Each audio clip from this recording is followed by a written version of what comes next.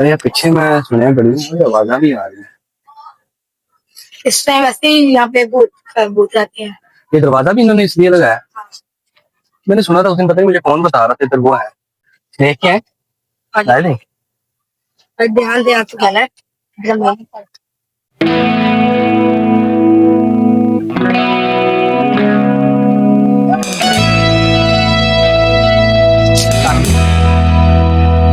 और ये क्या ठीक है। मुड़ के देखी और क्या देखो इसको।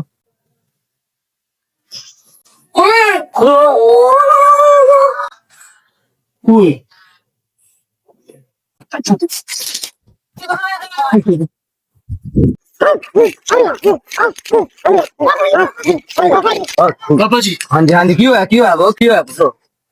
हमारे उधर ना हमें आवाजें आ रही हैं जिनों की। बाली कोई नहीं, बाबे ने तो बड़े बड़े जिन्ना का पेशाब काटता है। अयो अयो बाबे का आश्रम तुम शतूल दे दो।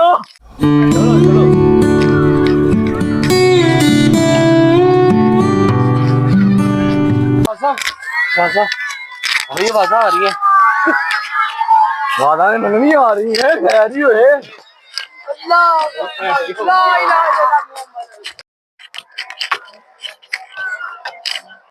बाबा ओए हेलो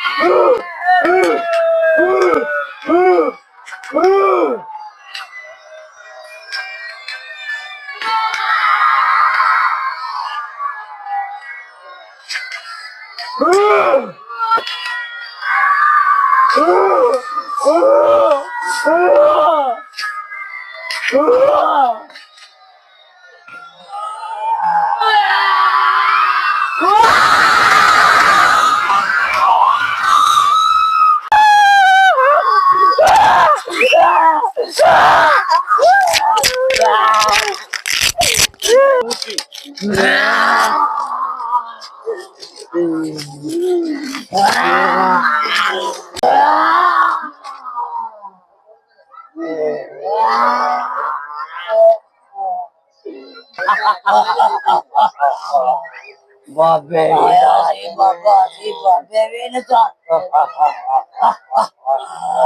बड़ा आया सी बनने का नहीं पड़ेगा।